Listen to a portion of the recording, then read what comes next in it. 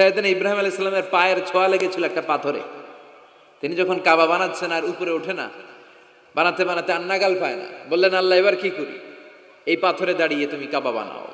বলা হয় যে এই পাথরটা এত শক্তিশালী ছিল, ওনার উপরে ওঠা দরকার লিফটের মতো, পাথরটা উপরে উঠে যেত, নিচে নামা দরকার নিচে নেমে যেত। আবার এই পাথরের জায়গাটাকে আল্লাহ তাআলা নামাজের মুসল্লা বানিয়ে দিয়েছেন, আমাদের জন্য নামাজের মুসল্লা।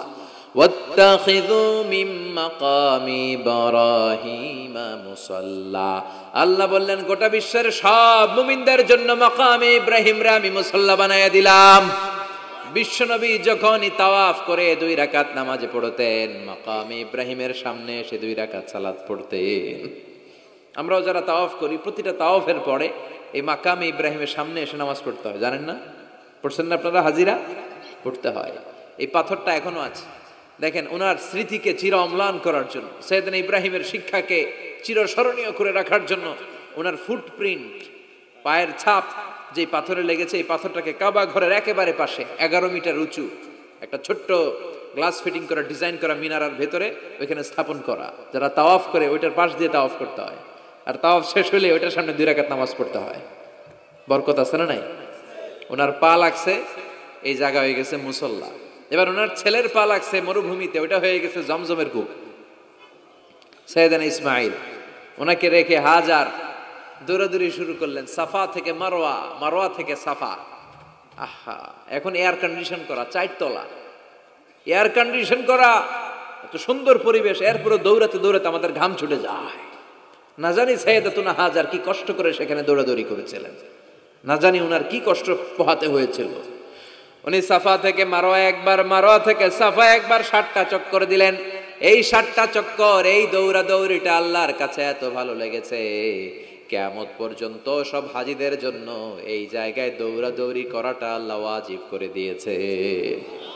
এটা না করলে আপনার হজই হবে না, এখানে দৌড়াদৌড়ি করা ওয়াজিব। দেখেন ওনার ওয়াইফের কাজ কত বরকতময়, উনি দৌড়াদৌড়ি করছেন, এখন আমাদের হজে যে দৌড়াদৌড়ি করা লাগে।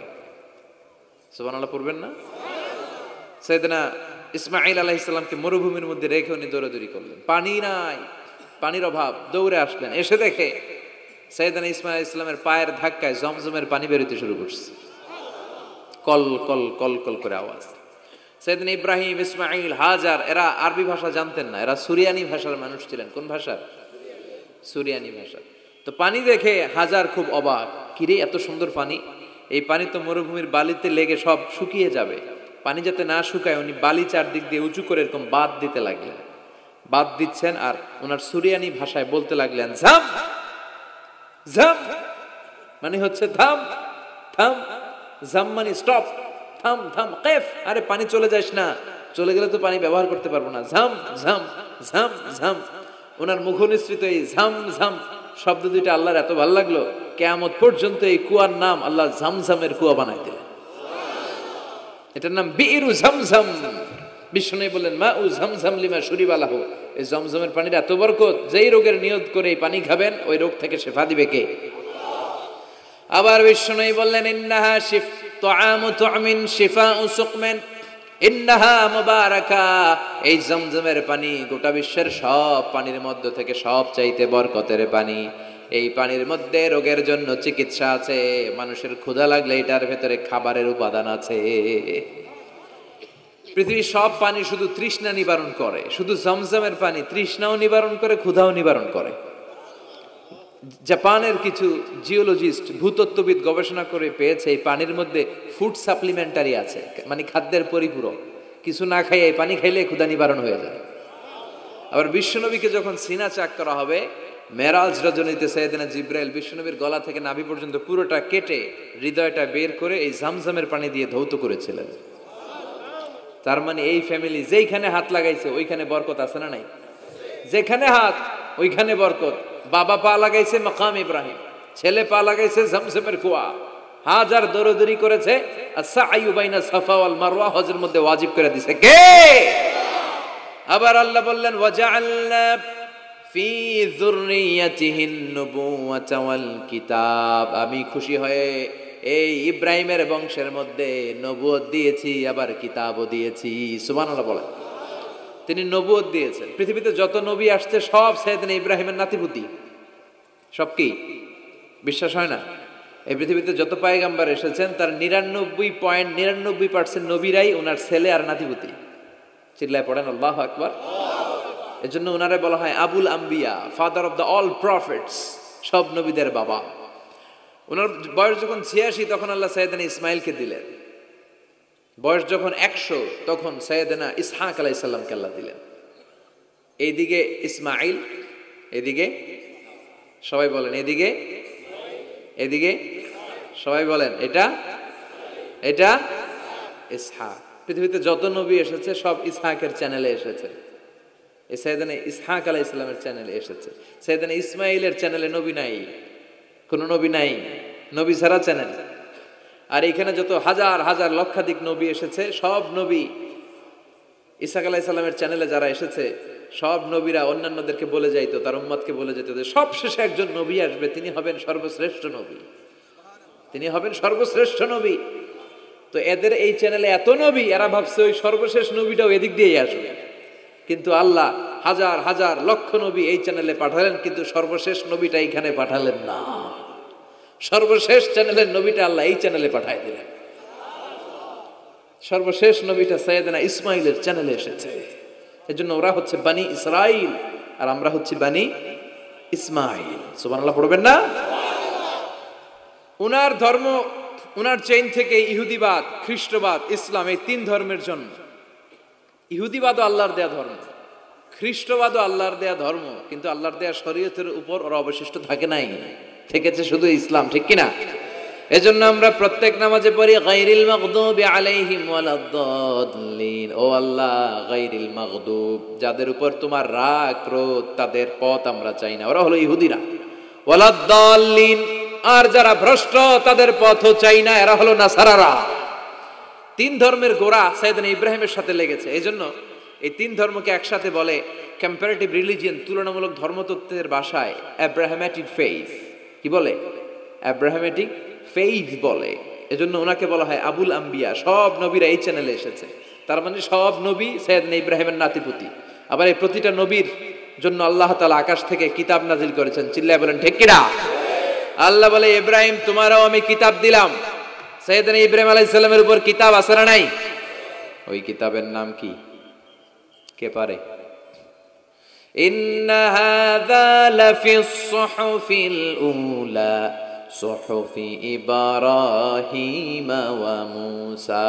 সুহুফি ইব্রাহিম, সাইয়েদনা ইব্রাহিমকে আল্লাহ তাআলা সহিফা দান করেছেন। চিল্লায় পড়েন আল্লাহু আকবার। আবার এই নবীর নামে আল্লাহর কোরআনে একটা সূরা আছে না নাই? কথা কন, কি নাম সূরা? সূরা আলিফ লাম রা। কিতাবুন আনজালনাহু ইলাইকা লিতুখরিজান নাসা মিনাল যুলুমাতি ইলান নূর। সুবহানাল্লাহ পড়েন। আলিফ লাম রা, I have revealed this holy and sacred book unto you in order to lead the mankind out of darkness into the light.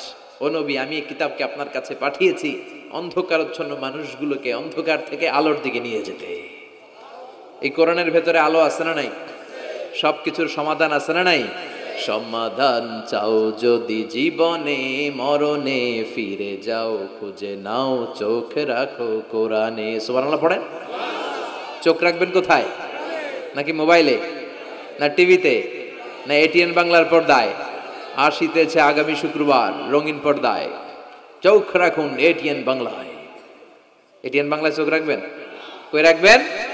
সমাধান চাও যদি জীবনে মরণে, ফিরে যাও খুঁজে নাও, চোখ রাখো কোরআনে। ঠিক কি না? If you want the solution this dunya and akhirah, go back, have a look to the holy Quran. সুবহানাল্লাহ পড়েন। কি নবী আল্লাহ বানালেন, ওই নবীর নামে আল্লাহ একটা সূরা দিলেন। আবার আল্লাহ বললেন, ও দুনিয়ার মুসলমানেরা শোনো, তোমাদেরকে মুসলমান বলে নাম করেছে এই সাইয়েদনা ইব্রাহিম। ঠিক কি না? আবার এই নবী সাধারণ কোন নবী নয়, এই নবী হলো তোমাদের জাতির পিতা। আমাগো জাতির পিতা কেডা? কথা কন আরো জোরে, সবাই মিলে বলেন মিল্লাতা আবিকুম ইব্রাহিম হুয়া সাম্মাকুমুল মুসলিমিন। মিল্লাতা আবিকুম ইব্রাহিম, তোমাদের জাতির পিতার নাম, আমাদের জাতির পিতার নাম ওয়া সাম্মাকুমুল মুসলিমিন, তিনিই তোমাদেরকে মুসলমান নামকরণ করেছে। আবার আল্লাহ বললেন আসলিম, ইব্রাহিম তুমি সবাইরে মুসলমান বানাও, আগে নিজে মুসলমান হও। আসলিম ক্বালা আসলামতু লিরাব্বিল, ও ইব্রাহিম তুমি মুসলমান হও বলার সাথে সাথে ইব্রাহিম বলে আল্লাহ দেরি নাই, আমি মুসলমান হয়ে গেলাম। ইহুদিরা দাবি করতো সাইয়েদনা ইব্রাহিম নাকি ইহুদি, নাউজুবিল্লাহ পড়বেন না। খ্রিস্টানরা দাবি করতো সাইয়েদনা ইব্রাহিম নাকি খ্রিস্টান। আল্লাহ বলে মা কানা ইব্রাহিমু ইয়াহুদিয়াও ওয়ালা নাসরানিয়াও ওয়ালাকিন কানা হানিফাম মুসলিমা। আল্লাহ বলে আমার ইব্রাহিম ইহুদি নয়, আমার ইব্রাহিম খ্রিস্টান নয়, আমার ইব্রাহিম পাক্কা মুসলমান। হানিফান মুসলিমা, পাক্কা মুসলমান, ওনার ইসলামে কোনো সন্দেহ। এজন্য আল্লাহ খুশি হয় ওনার একটা উপাধি দিলেন, উপাধিটা হলো লা হালিম। ইন্না ইব্রাহিম লা হালিমুন আওয়াহুম মুনিব, আমার ইব্রাহিম সহনশীল, আমার ইব্রাহিম ভদ্র। সুবহানাল্লাহ বলেন। আমাদের বাংলাদেশে আমাদের মুসলমানদের মধ্যে এটার সবচেয়ে বড় অভাব, সহনশীলতা আমাদের নাই। কথা কর, নিজে যেটা বুঝি ওইটাই। আমি তাবলীগ করি, আমি মনে করি আমি হক, বাকি সব বাতিল। এই সমস্যাগুলো বাগেরহাটে আছে না নাই? হ্যাঁ, আমি যদি জামাত ইসলাম করি, আমি মনে করি আমি হক, বাকি একটা দলর আমি হক বলতে চাই না। আছে না এরকম? আমি আহলে হাদিস, সো আমি হক, আর বাকি যা আছে সব বাতিল। আমি কওমি, তো আমি ভালো, আলিয়া সব খালিয়া। কথা কর। আবার আমি আলিয়া, আমি ভালো, কওমিয়া সব শেষ। এই ঠেলা ঠেলে এই দেশে আছে না নাই? এক ইসলাম, এক নবী, এক কোরআন, এরপরে সহনশীলতা নাই। সে অন্য নেশাবে পড়ুক, সে অন্য মতদর্শের হোক, সে তো আমার ভাই। সবচেয়ে বড় পরিচয় সেও মুসলিম, আমিও মুসলিম। এই চিন্তাটুকু নাই। আল মুমিনুনা ইখওয়া, ব্রাদারহুড, ভ্রাতৃত্বের এই বন্ধনটা আমাদের মধ্যে নাই। আমরা একে অপরকে গালিগালাজ করতে দেরি করি না, একটু চিন্তা করি না। কাফের বলে ফতুয়া দিতেও দেরি করি না। কথা কন, ফতুয়া আছে না নাই? কয় তুই কাফের 10 কারণে, তুই কাফের 20 কারণে, তোর দাদা কাফের, তোর নানা কাফের, তোর পীর সাহেব হুজুর কাফের। আছে না নাই? তোর এই কাফের পীর সাহেব মারা গেলে, এই পীর সাহেবের যে কবরে শোয়ানো হবে, ওই কবরের উপরে যে ঘাস উঠবে, ওই ঘাস যে গরু খাবে, ওই গরুর যে দুধ খাবে, ওইটাও কাফের। আছে না নাই? খালি ফতুয়াবাজি। আল্লাহ বললেন আমার ইব্রাহিম ফতুয়াবাজি করে নাই। ইন্না ইব্রাহিম লা হালিমুন আওয়াহুম মুনিব, আমার ইব্রাহিম ছিল সহনশীল, ভদ্র একজন নবী। চিৎকার করে বলতে হবে ঠিক কি না? আবার আল্লাহ বললেন আমার ইব্রাহিমকে আমি খলিল উপাধি দিয়েছি। ইত্তাখাযাল্লাহু ইব্রাহিমা খলিলা, আল্লাহ বললেন গোটা বিশ্বের মধ্য থেকে কাউরে আমি খলিল বলে গ্রহণ করি নাই, একমাত্র ইব্রাহিমকে ছাড়া। ইব্রাহিম আলাইহিস সালামকে ছাড়া কাউরে আল্লাহ খলিল বানাইছে?